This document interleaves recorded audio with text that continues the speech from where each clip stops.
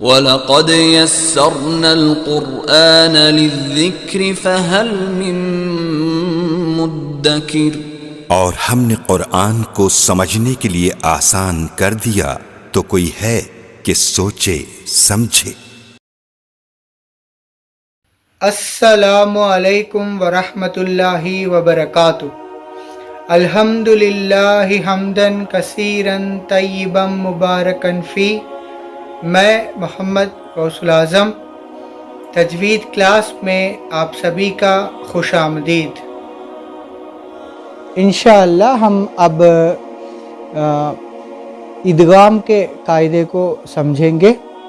یہ جو لیٹرز آپ دیکھ رہے ہیں یہ ادغام کے قاعدے کے ریلیٹڈ لیٹرز ہے۔ یہ تو پہلے ہم تنوین نون ساکن کے بعد جو حروف ہلکی آئے تو اظہار کا قاعدہ بنا تھا۔ اس کے بعد تنوین نون ساکن کا اکفا کا قاعدہ پڑھے۔ اس کے بعد ہم پڑھے تنوین نون ساکن کا اقلاب۔ اب یہ جو فورتھ رول ہے تنوین نون ساکن کا ادغام۔ پہلے ہم لفظی معنوں کو سمجھیں گے۔ ادغام کس کو کہتے ہیں؟ ادغام کا مطلب ہے مرج ہونا، ملا دینا، اس کو ہم ادغام کہتے ہیں۔ کس سے ملا دیں گے؟ تو یہ جو ہے لیٹرز لام، را، یا، واو، میم، نون، یہ 6 لیٹرز تنوین اور نون ساکن کے بعد آئے تو ہم کیا کرنا ہے کہ تنوین نون ساکن کی آواز کو ان لیٹرز کے اندر مدغم کر دینا ہے۔ مدغم کا معنی ملا کر پڑھ دینا، مرج کر دینا، اسی کو ہم ادغام کہتے ہیں۔ انشاءاللہ یہ چیز ہم ایگزامپلز کے ذریعے اچھی طرح سمجھ سکتے ہیں۔ بس اتنا یاد رکھے، جو یہ لیٹرز ہے لام، را، اس کو سپریٹ سے اسی لیے لکھے کہ جب تنوین نون ساکن کے بعد لام اور را ہو تو ہم ادغام کریں گے مگر بغیر گنہ کے کریں گے، یعنی آواز ناک میں نہیں جائے گی۔ اس کو ہم ادغام بغیر گنہ کہتے ہیں۔ اور جب نیچے جو 4 لیٹرز ہے یا، واو، میم، نون، اگر تنوین نون ساکن کے بعد یہ 4 لیٹرز ہے تو ہم تنوین نون ساکن کی آواز کو یعنی مدغم کریں گے، اور اس کے ساتھ ساتھ غنہ کے ساتھ ادغام ہوگا، غنہ کے ساتھ ادغام ہوگا۔ اور یہ جو لام، را، یا، واو، میم، نون کا جو 6 لیٹرز کا مجموعہ ہے اس کو ہم کیا کہتے ہیں؟ یرملون۔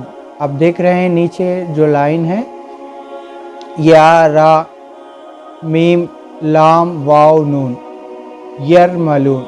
یہ ان لیٹرز کے مجموعے کو ہم یرملون کہتے ہیں۔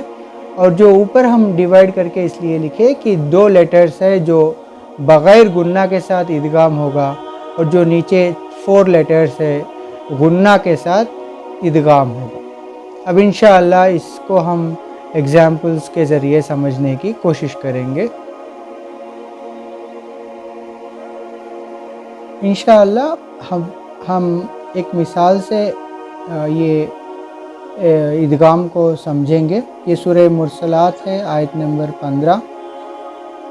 اعوذ باللہ من الشیطان الرجیم، بسم اللہ الرحمن الرحیم۔ اس کے اجے کریں گے، آپ انشاءاللہ سمجھ میں آئے گا۔ واو یا زبر وئی، لام یا پیش لوئیں۔ اب دیکھیں یہاں لام 2 پیش لن ہے، مگر نیکسٹ لیٹر جب بھی ہم نون ساکن اور تنوین کہتے ہیں 2 زبر 2 زیر 2 پیش کو، جب بھی یہ لیٹرز آئیں گے، 2 نون ساکن اور تنوین آئیں گے تو نیکسٹ لیٹر کو دیکھنا ہوگا۔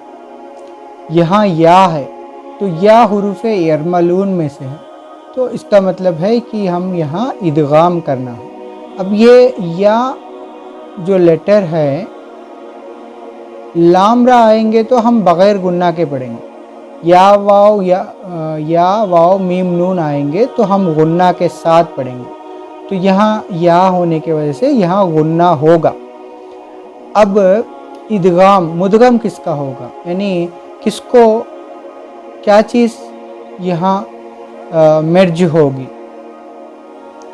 तो ये है दो पेश की तनवीन, यहाँ या दो मुशद्दद है, जो तशदीद वाला या है, इसकी आवाज़ में ये दो पेश की तनवीन की आवाज़ को हम मुदगम कर देंगे, इसको इदगाम कहेंगे। जब ये दो पेश की तनवीन की आवाज़ या मुशद्दद में मुदगम होगी तो उस वक्त दो पेश की तनवीन को हम नहीं पढ़ेंगे। ये या को डायरेक्ट लाम से मिलाकर गुन्ना के साथ पढ़ेंगे। इसी को हम इदगाम का कायदा कहते हैं। इस तफसील को याद रखें। अब देखें, लाम या पेश लोई, इस तरीके से गुन्ना के साथ इदगाम होगा। या वाव ज़बर यौ, मीम ज़बर मा, यौमा, हमज़ा ज़ेर ई, यौमा ई। यहाँ देखें ज़ाल दो ज़ेर ज़िन। अब ये दो ज़ेर आया, दो ज़ेर की तनवीन आई, तो हम चेक करना है कि नेक्स्ट लेटर क्या है। तो नेक्स्ट लेटर यहाँ है लाम। ये भी हुरूफ़े यरमलून में से ही है। तो यहाँ भी इदगाम होगा, मगर बग़ैर गुन्ना के होगा। जब भी नून साकिन और तनवीन के बाद लाम और रा ये दो लेटर्स आएंगे तो बग़ैर गुन्ना के इदगाम होगा, इसको याद रखें। जब या आया तो गुन्ने के साथ इदगाम हुआ। यहाँ दो ज़ेर की तनवीन के बाद लाम आ रहा है, इसलिए हम यहाँ बग़ैर गुन्ने के इदगाम करेंगे। यानी अब हम ज़ाल को डायरेक्ट नहीं, लाम को, तशदीद वाला लाम है, इसको हम ज़ाल से डायरेक्ट मिलाएंगे, दो ज़ेर की तनवीन को हम छोड़ देंगे। इसकी आवाज़ इसी तशदीद वाले लाम में मुदगम हो जाएगी, मर्ज हो जाएगी। ज़ाल लाम ज़ेर ज़िल, लाम लाम ज़ेर लिल, यौमा इज़िल्लिल, यौमा इज़िल्लिल। इस तरीके से बग़ैर गुन्ना के पढ़ेंगे। जल्दी पढ़ना है, इज़िल्लिल, इस तरीके से लंबा खींचना नहीं है, डायरेक्ट इज़िल्लिल इस तरीके से पढ़ना है। यहाँ गुन्ना आवाज़ नाक में भी नहीं जाएगी। मीम पेशमू, काफ ज़ाल ज़बर कज़, मुकज़, ज़ाल ज़ेर ज़ी, मुकज़्ज़ी, बा या ज़ेर बी, मुकज़्ज़िबी। हाँ, नून ज़बर ना है, इसको हम जज़म में, आयत को रुकाना है तो इसको हम जज़म में कन्वर्ट करेंगे तो होगा मुकज़्ज़िबीन। अब हम पूरी आयत को मिलाकर पढ़ेंगे। वाइलुन यौमइज़िल लिलमुकज़्ज़िबीन। फिर देखें, वाइलुन यौमइज़िल लिलमुकज़्ज़िबीन। जब या के साथ होगा तो गुन्ना के साथ इदगाम होगा। जब यौमइज़िल लिल पढ़ेंगे तो यहाँ खींचेंगे भी नहीं लाम को और गुन्ना भी नहीं होगा। यौमइज़िल लिल इस तरीके से फ़ौरन पढ़ देंगे। ये इदगाम का कायदा है। इंशाअल्लाह इस मज़ीद एग्ज़ाम्पल्स के साथ हम लामरा के कुछ और एग्ज़ाम्पल्स को और या वाव और मीम नून के कुछ और एग्ज़ाम्पल्स को आगे आने वाले वीडियोस में प्रैक्टिस करेंगे।